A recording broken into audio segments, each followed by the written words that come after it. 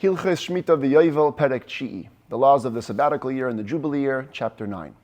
We spent 8 chapters dealing with the laws of Shmittah as they relate to land. Every 7th year, the land of Israel must rest from work. We defined exactly what that means, which work is forbidden and which work is permitted, all the things that came along with that. That was the last 8 chapters. Today, we have one more chapter that deals with one more mitzvah that applies during the year of Shmittah. And that's not related to land, it's called Shmitas Ksafim, the relinquishment of money. Basically, at the end of the Shmittah year, at the end of the 7th year, all debts and loans that have been made throughout the last 7 years are canceled. That's the mitzvah. The mitzvah is for Jewish people to let go of their loans. And the parameters of this mitzvah are going to be discussed today at length, as well as what's called the pruzbul, the special rabbinic mechanism which helps us work around this mitzvah. Because the Torah even addresses the concern. If a person is going to know that at the end of 7 years all his loans are going to be canceled, there's a very big motivation not to make loans. And the rabbis realized that this is becoming a major problem. So Hillel made what's called the pruzbul, which basically tells the Jewish person to hand off his debts to the court, and when the court acts as your agent, the court can collect the loans. You can't do it personally, but the court can do it for you. And that pruzbul helps us get around this mitzvah. We do this till today. If you come to shul on the day before Shana, when we say Hataras Nadarim, the annulment of the vows, at the end of the annulment of the vows, in the year before and after a Shmittah year, we say a little line. That is the pruzbul, where we declare that we're handing off all our loans to the court. So this is a big concept that applies during the year of Shmittah, and again, we're going to get all the details in today's chapter. It says the Rambam Halacha Aleph Mitzvah Saseh. It's a positive commandment, lahashmit hamilva bashvius, to relinquish, to let go of loans during the 7th year. Shenemar, as it says in the verse, V'zeh dvar hashmita, that's the beginning of the verse. This is the matter concerning Shmittah. Shamoit kol baal mashe yodoi. Every person who is a baal mashe, a creditor, needs to remove his hand, pull back his hand, and not demand the loans. If a person does demand a loan upon which Shmittah has passed, he transgresses a negative commandment. As the verse continues, he shall not demand payment from his friend or his brother. Says the Rambam Halacha Beis. Biblically, this mitzvah only applied during a certain era. Ein shmitas ksafim noiheges min haTorah ela bizman shehayovel noiheg.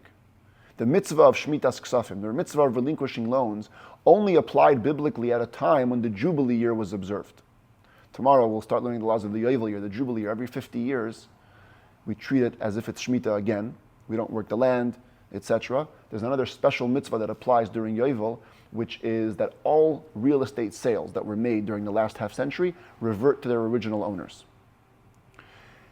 So the Rambam says, Shmitas Ksafim, the mitzvah of relinquishing loans, only applies at a time when the Jubilee year was observed, Sheyesh Sham Shmitas Karka, at which time, when the Jubilee year was observed, that special mitzvah of Shmitas Karka, of relinquishment of the lands, was in effect. Shahara Yashuv Akarka Lebaila of Belay Kesef, where the land used to go back to its owner with no money. All the sales made were reverted. That's how I'm translating this line. Even though Shmitas Karka many times is used to refer to the subject of the last 8 chapters, the Shmittah relating to the land, here it's referring to the idea that the land goes back during Yovel. So because there's Shmitas Karka during Yovel, the idea that land goes back, therefore there's also Shmitas Ksafim, relinquishment of loans during Shmittah. V'davar zeh kabbalahu. This is a oral tradition that these two things are linked. Amru Chachamim, the sages said, learning from the wording of the verses, Bizman she'ata mashmit karka, ata mashmit ksafim, b'chol makayim, bein ba'aretz, bein b'chutz ha'aretz. At a time, during an era, when the mitzvah of relinquishment of lands applies during the Jubilee year, that's when you have to do the relinquishment of loans during the Shmittah year in every place, both in Israel and outside. Ubizman she'ein sham shmitas karka, at an era, during a time, when there is no concept of relinquishment of land, in other words, Jubilee is not observed, ein ata mashmit ksafim bashvius afilu ba'aretz. The mitzvah of relinquishment of loans of Shmittah, that doesn't even apply even in Israel. So it's an all or nothing, zero-sum game. Either the mitzvah fully applies, and then it applies everywhere, or the mitzvah doesn't apply, and then it applies nowhere. That's the biblical way of looking at it. Halacha Gimel says the Rambam we divrei seifrim, but rabbinically speaking, shetehei shmitas ksafim neheges bizman hazeh b'chol makom, that the mitzvah of relinquishing loans applies even nowadays in every place. Va'afal pi she'ein hayevel noyeg, even though Jubilee is no longer being observed. Kedei shalei tishtakach teiras shmitas haksafim miYisrael. We don't want this law, this concept of relinquishment of loans, to be forgotten from the Jewish people. So the sages said, let's keep it going, even though there is no mitzvah of shmitas karka, no mitzvah of yovel applying. Halacha Dalet. Ein shviyas meshametes ksafim ela b'seifa. The power that Shmittah holds, the 7th year holds, to relinquish all loans only applies at the end of the 7th year. In other words, it's not that when Shmittah enters, that's when the loans are canceled. It's when Shmittah exits. That's when the loans are canceled. Shenemar, as it says, Miketz sheva shanim ta'aseh Shmittah.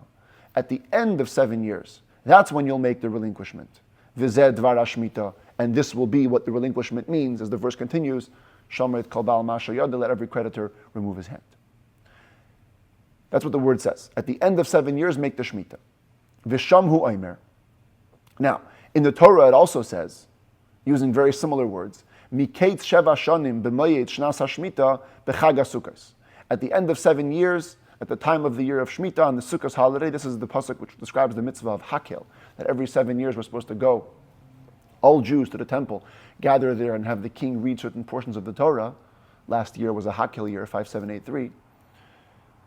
The Torah also uses the same words in that context, Miketz sheva shanim. Now, in that context, for sure, the mitzvah of Hakel applies after the year of Shemitah exits. Masham achar sheva, the same way that time when Torah uses the word Miketz. It means after 7 years, af hashmatas ksafim achar sheva. So too over here where we have the words Miketz sheva shanim, it means after 7 years. Lefichach, therefore, hilva es chaveri b'shviyis atzma. If a person were to make a loan, to loan his friend money, during the year of Shemitah, goy v'chayvay kol hashana, he's allowed to continue collecting the loan all year. It's only ukeshatishka chama b'leili Rosh Hashanah shel Motzei Shviyos, the moment that the sun sets on the night going into the new year of after Shemitah, avad hachayv. That's when the loan is lost. Remember these words, the loan is lost. The Rebbe interprets them not as the loan is revoked or lifted. The loan is lost only insofar as collection is concerned. In other words, the loan is lost in your relationship to the loan. The reason I stress this is because the Rebbe has a very interesting take on the whole idea of Shmitas Ksafim, which we're going to learn about at the end of the chapter. So just shelve these words and we'll get back to it later. Halacha Hey. Here's a very interesting scenario where what the Rambam just said, the fact that sunset going into the new year makes the change, this concept can play a very important role in this scenario. Shachat es hapara v'chilka. You have a butcher who slaughtered an animal and he divided it among a bunch of customers on credit, al das shehayoim Rosh Hashanah shel Motzei Shviyos, thinking that today is actually the new year of the year following Shemitah. V'nis'aber elul v'nimtza oisei hayoim seif Shviyos. But then the court decided to extend the month of Elul by a day, and it turns out that this day now becomes the last day of the Shemitah year. And now the sun sets, and now it's really Rosh Hashanah. And he hasn't gotten paid back by the customers who took the meat. Avdu hadamim, the money is lost. Shahari avra shviyas ala chayv, because a day of Shemitah passed over the loan, and now the loan is canceled. In the laws of the Jewish calendar, in Kiddush HaChedesh, we explain that every Jewish month could either be 29 days or 30 days. In today's calendar, it's all set. We know that Elul is always 29 days. But in times of old, if you were at the 30th day of a given month, you didn't know if today was day 30 of the past month or day 1 of the next month, until the court would come out with their announcement that today is Rosh Chodesh or tomorrow is Rosh Chodesh. That's where the scenario happens over here. It's the 30th day since Rosh Chodesh Elul. You know when Aleph Elul was. You count 30 days. Now it's supposed to be, in the mind of this butcher, Aleph Tishrei. He thinks it's 29 days of Elul and the first day of Tishrei. So now it's already the next year. He can give meat on credit without worrying about the loan being canceled. Then the court comes in and they extend Elul. So now it's really Lamed Elul, which in times of old again was possible. And this is what the Rambam is saying, that now once it was a loan during Shemitah and then Shemitah ends on it, it's out the window. Halacha Vav, Shviyis Meshametas as Hamilva. Shemitah, the year of Shemitah, the 7th year, cancels all loans. Va'afilu milva shebishtar sheyesh bayachrayos nechasim. Even if it's a loan recorded in a document, which means that it creates a lien on property. In the laws of loans, we're going to get into this at length, but we've already talked about it in the context of marriage. Whenever a person would lend money, there was two ways it can go about it. One is what's called a verbal loan. It wasn't written down, recorded anywhere. The power of the creditor to collect such a loan is less. You can only come after the person to get his cash or movable property. If there isn't anything to be collected from, you can't go after his home or real estate. But once you record a loan in a document, milva shebishtar, automatically it's chained to his property. It's called achrayas nechasim, responsibility of the properties. If the borrower will not be able to pay back this loan in liquid cash, the creditor will be able to take the document to court and seize assets from the borrower.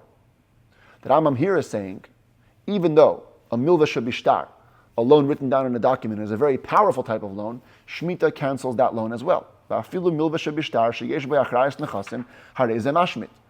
cancels it. Except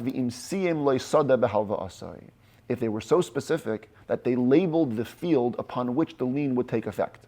The borrower says, look, I'm borrowing you $100,000, and if I don't pay you back in cash, you can go take that specific home, that specific apartment building, that specific field. Then Einay Mashmit. Then Shmittah doesn't have the power to override that loan. The Hashviyis Mishametas as Hashvua. Shmittah can also cancel the obligation of a oath in the context of paying back a debt. There are many cases, we'll see in the Rambam's 13th book, when it comes to these laws that deal with defendants and plaintiffs. There are many cases where, because of a monetary claim, a person will be obligated to take an oath to substantiate his word. Let's say a guy comes up to you and says, you owe me $100, and the guy denies it, says, no, I owe you nothing. So in that case, the court will take the person who says, I owe you nothing, and will force him to take an oath to substantiate his words. The Rambam here is saying, in that sense, oaths are looked at as a monetary obligation, because it's what's going to get him off the hook, and Shmittah will cancel the obligation to make that oath. In other words, they went to court just before Rosh Hashanah, the end of Shmittah, and then they said, you know what, you got to make an oath, come back in a week, and then it's already, Shmittah's over, the obligation to take an oath is out. Medvarim Amurim says that Rambam, when do I say this? Which types of oaths? Bishvuas hadayonin, oaths that are imposed by the judges. V'chol kayotzeba, or anything like it. Midvarim she'im yoyde bahen shviyis meshamatatan. From a type of claim, which had he admitted to owing that money, so now that he actually owes money, Shmittah would have the power to cancel that loan. Avol shvuas hashemrim, but oaths that have to be made by custodians, watchmen, the hashutfin, or oaths that have to be made by partners when they're splitting up an estate. The chayetze behen mishvuos, or any other types of oaths, sheim yoyde yeshalem, where if you would admit to owing this money, you would have to pay. It's not considered to be a loan. It's Torah's imposition of a penalty or a fine, or a restitutional payment. Let's say a watchman was entrusted with a watch, and you say, where's my watch? He says, I don't have it. But really it was stolen, and if he would admit to the fact that it was stolen, he would have to pay you back the watch. That's not a loan. So the oath that's waiting to be taken has to be taken even after Shmittah. Because had he admitted to the money being challenged here, he would have to pay it back. Shmittah wouldn't have the power to cancel it. So in other words, just to summarize in another way, the oath concept is directly linked to the money concept. If it's a type of money that would be canceled by Shmittah, the oath related to it is also canceled. It's a type of money that's not canceled by Shmittah, the oath is not canceled. Halacha ches hilvo, a person lends another person money, v'tavei v'kafar bay, and he demands to know where the money is, and the guy completely denies owing any money. V'higia hashmita v'hu b'kfirasek. Shmittah arrives and he maintains his denial. V'hoida achar sha'avra shviyis, eshabao alav edim achar shviyis, and then after Shmittah passes, he actually admits to wrongdoing, to owing the money, or witnesses come and testify that he owes the money. Ein hashviyis meshametas. The loan is woken up, so to speak. The Shmittah that passed doesn't cancel the loan, because in the eyes of the court, at that point, there was no loan. The guy is denying the existence of the loan. Now that he admits to it, or the witnesses come and testify to it, it's waking up now, after Shmittah, and the loan goes into effect. Halacha tes, hamal ve'as chaveirei. A person lends money to his friend. The kava leizman le'aser shanim. And he established a time frame. He said, this loan is going to be for 10 years. So because in the stipulation of the loan, you're obviously including that the loan should go past Shmittah, because you can't have 10 years without a Shmittah year, einay meshamet. So the Shmittah year doesn't have the power to relinquish such loans. Even though you may come to transgressing the concept of not demanding payment, because at the end of the 10 years, you're going to demand payment. Bottom line is, according to the stipulation of your agreement, you can't demand the money on Shmittah. See, the whole point of relinquishing loans is that you shouldn't demand the payment from the guy. Here, in your document, it's written, I can't ask you money till 10 years from now. So by default, in Shmittah, you're not going to be asking for money, and therefore, it doesn't carry that power of canceling the loans. After 10 years, you go get your money. If, on the other hand, the stipulation was not that the loan should go for a extended amount of time, but the loan was made with the stipulation that I'll never ask you for money. So to speak, it's kind of a gift in a way, it's not even a loan. Shvius mishametas. Fascinatingly, Shmittah overrides that stipulation, because we've seen many times in the Rambam, you cannot make a stipulation that directly contradicts what it says in the Torah. Torah says Shmittah cancels the loan. You can't make a condition that says Shmittah won't cancel the loan. No, it's still going to cancel it. And therefore, this loan is out. Halacha Yud, similar concept. Hamal ve'es chaveiroi, a person lends money to a friend. V'hisna imay shaleita shamtanu shvius, and the lender makes the stipulation, says, you know what, I'm making this loan on condition that Shmittah is not going to cancel the loan. Hareza nishma, it's still cancelled. She'ein yachol levatel din hashvius. The lender doesn't have the power to cancel the laws of Shmittah. Shmittah takes effect whether you like it or not. Hisna imay shelo yashmit hu chayv zeh va'afilu b'shvius. But if the stipulation was formulated in little different words, the creditor didn't say, I don't want Shmittah to cancel it. He said, I will not release my hold on this loan during Shmittah, even during Shmittah. Tanoi kayam. The condition is existing. It works. Shekol tanaisha b'momin kayam, because any conditions made around money work. V'nimtza zeh chiyev atzmai b'momin shalei chiyevatu taira shu chayev. If the borrower agrees to this stipulation that the lender is not going to release his hold, then he's effectively taking upon himself a monetary obligation. I promise to pay back this loan even after Shmittah. And that's fine. Halacha Yud Aleph, hakafas hachanus. Credit given in the store, eina nishmetas, does not get canceled by Shmittah. A line of credit is not like a loan. V'imasa milva nishmetas. If he converts his line of credit into a loan, says now I want to consider it a loan, not credit, then it is canceled by Shmittah. Schar sachir, wages, salary for an employee, eina nishmat, doesn't get canceled by Shmittah. It's not a loan. It's an owing. You owe him the money. If the worker chose to convert it into a loan, now it gets canceled. Anything that's called a loan is canceled by Shmittah. Halacha Yud Beis, Knosses shel Eines v'shel Mefata v'amitzi Shemra. The fines imposed by the Torah on a rapist, on a seducer, on a person who spreads falsehoods about his wife, claiming she lost her virginity before the marriage. We had a full set of laws on this in the Rambam's 4th book. Einam nishmatim. Those fines are not canceled by Shmittah. They're not called a loan. V'im zakvan milva nishmatim. If the person who was supposed to get the money converted it into a loan, then yes, it's canceled by Shmittah. At what point do these fines get converted into a loan? When they come to court. When they come to court to discuss who owes it or that he owes it, that's when it becomes a loan, and if at that point Shmittah passes, Shmittah cancels it. Halacha Yud Gimel HaMegaresh Es Ishtoi Koydem HaShmittah. Person divorces his wife before the Shmittah year. Ein ksubasa nishmetes. The ksuba payout that every husband would owe in case of divorce doesn't get canceled by Shmittah. V'im pagamta oizekafta alav b'milva. But if she blemishes it means she holds up a document, the ksuba document says you owe me $1,000, and she says, I've already received 500 of it, so she herself has blemished the ksuba. She's saying that the money declared here is not fully owed. Or she converts it into a loan, nishmetes, then Shmittah will cancel it if Shmittah passes during the time that he hasn't yet paid. Halacha Yud Daled Amal Ve'al Amashkan. If a person makes a loan with collateral, gives the money, takes the car till the money is paid back, Einoi Mashmit. Shmittah does not cancel the loan. But that's only provided that the loan is of equal value to the collateral. If it was worth more, then whatever is not included in the value of the collateral is canceled by Shmittah. Halacha tezvav. Here we begin the concept of the pruzbul, the rabbinic workaround to get around this cancellation of debts. Hamoiser shtaroisav lebezdin. A person gives his documents to the court. The Amar Lehem, and he tells them, Atem gvuli chayvi. You know what? I don't want to collect the loan. You be my agents. You collect the loan. Einoi nishmat. That is strong enough and causes the loan not to be canceled. Shanemar, because the verse which describes the mitzvah of releasing loans, it says, Va'asher yiyalecha es achicha. Money that belongs between you and your brother. That's the one that's forbidden to be collected on Shmittah. V'zeh bezdin tayvin aisay. Whereas this one, it's the court that's demanding the money from him, not the brother. V'chein bezdin shechatchu es hadin v'kosm.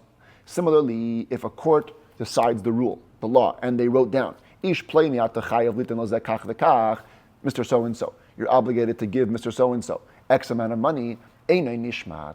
That causes that the loan should not be canceled. Shazeh kigovihu, when the court writes a document that says you must pay X, it's considered collected. The person holding the document, it's as though he holds the money already.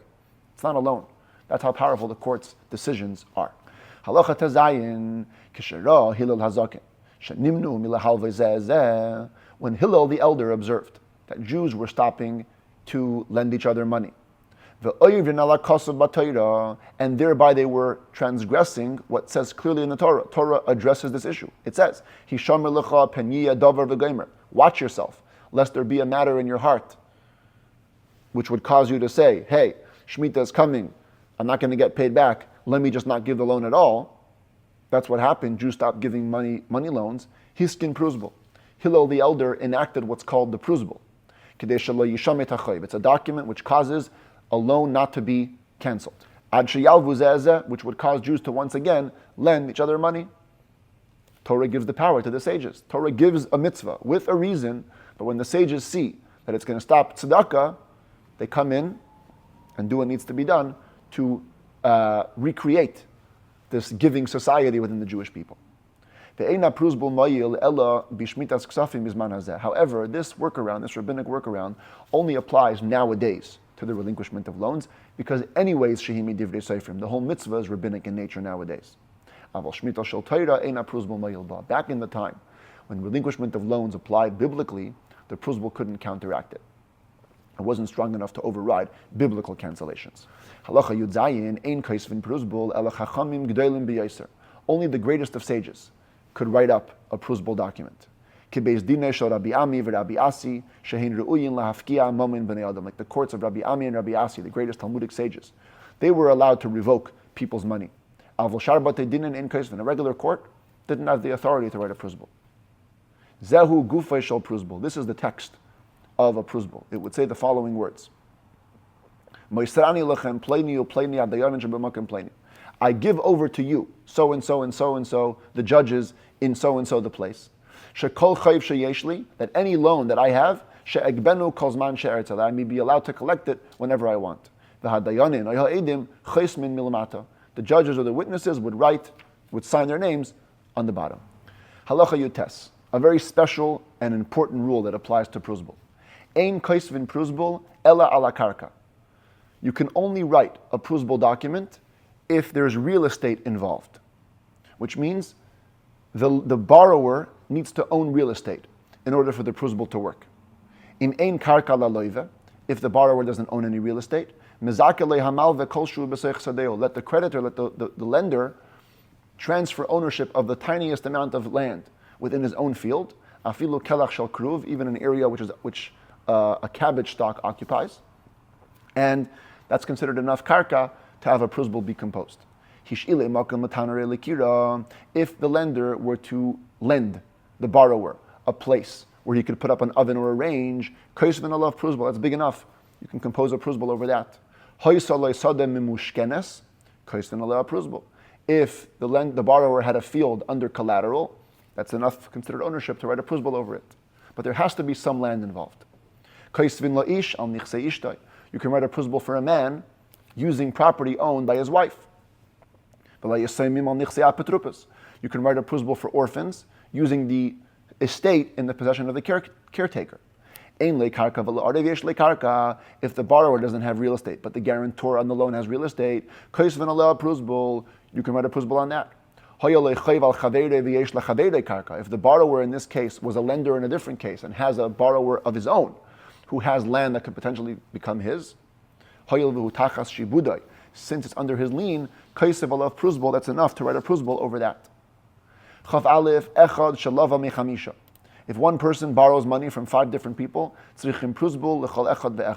the borrower needs to write a separate prusbul for each one, because there's 5 different creditors. Each one, in order to maintain his right to collect the loan, has to have a prusbul. If 5 people borrow from one person, he writes one prusbul and gets rid of them all because it's his loans. By his one document, all his loans don't get cancelled. If he first wrote the prusbul and then made the loan, that doesn't help. The loan is cancelled unless he writes the prusbul after the loan. Because the whole prusbul says, I'm passing you my loans. If you don't have a loan yet, you can't use the prusbul. This basically means any loan whose date is recorded as having taken place before the date of the prusbul is not cancelled using the prusbul. But if the prusbul is dated before or takes place before the loan, it's cancelled with this prusbul, meaning it's cancelled even with this prusbul. Even though there's a prusbul, the later loan is cancelled because it didn't happen before the prusbul was written. Halacha chaf gimel lefichach. Therefore, a very interesting concept emerges. Follow closely. Prusbul hamukdam kosher, the hamu'uchar pasol. A predated prusbul will be kosher, and a post-dated prusbul will be disqualified. Ketzal, what does this mean? Predated, post-dated. Kasvay ben Nisan. Let's say you're writing. Today's date is Aleph Nisan. You're writing the prusbul on the 1st of Nisan. Vehikdim zmanei me'adar. But you wrote, for whatever reason, the date on the prusbul as being a month before, the 1st of Adar. Kosher, that's kosher. Shaharei hura koichai. By writing an earlier date, you actually make its power less. She'einei mashmit ela ad Adar. Because now it can only help loans until the month of Adar. Anything written after that will be cancelled by Shmittah. But if you were to post-date it, and write the word Iyar on it, the 1st of Iyar, Pasol, it's disqualified. By writing a later date, you're giving the prusbul more power,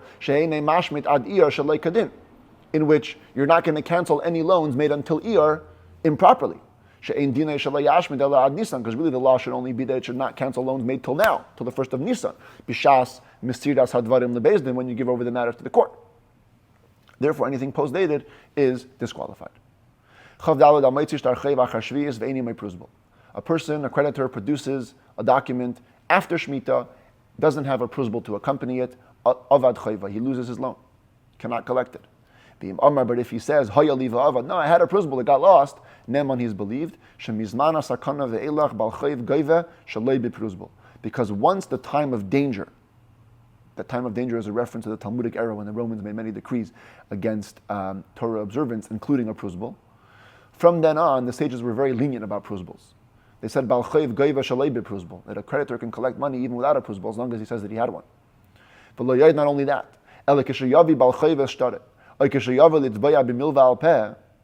when a creditor comes with a document, or no document, just to demand a verbal loan, the court will initiate and say to the borrower, pay him back. Even if the person being demanded the money will ask, where's the prusbul? We'll initiate for the creditor. We'll ask him, hey, any chance you had a prusbul and it got lost? If he gets the hint and he says yes, he'll be believed. Only if he clearly admits that he didn't write a prusbul, then avad chayve. Then he loses his loan. Orphans don't need a prusbul at all. We protect them to the extreme. All their loans are taken care of. If a creditor indeed produces a prusbul, and the person, the plaintiff says, the defendant says, very nice, he has a prusbul, but the loan we're talking about was conducted after the prusbul was written. The plaintiff says, no, it was before the prusbul was written, and prusbul can help it. The lender is believed. She'ilu amar haya liva avad neman va'afal pi she'enan yedin zman apruzbul she'avad. This is called a migu. Migu means if you were lying, you would say a better lie.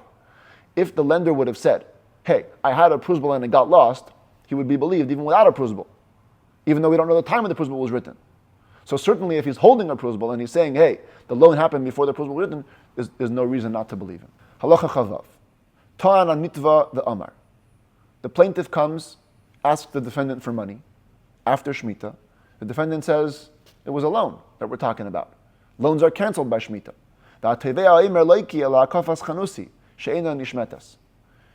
The lender is saying, no, it was credit, not a loan. Credit's not canceled by Shmittah. I never converted it into a loan. Harez the neman is believed. Im yirtze, because if he wants, Yoimar, he could easily say, milva haisa upruzbal haya liva avat. The lender can say, hey, it was a loan. I had a pruzbal, I lost my pruzbal. And he'd be believed, as we saw before. So therefore, now that he's not saying that, he's being honest, and he's saying, hey, it was a line of credit, it's not canceled at all by Shmittah, we should also believe him. Because once the sages enacted the pruzbal, thereby allowing a Jew to not cancel his loans in a permitted way, it's a presumption that a Jew would not leave a permitted course of action and purposely engage in a forbidden course of action. Torah sages who lent each other money, and the Torah sage handed off the loan to his students. And he said, I hand off all loans that I have, let me collect them whenever I want. No need to write a pruzbul.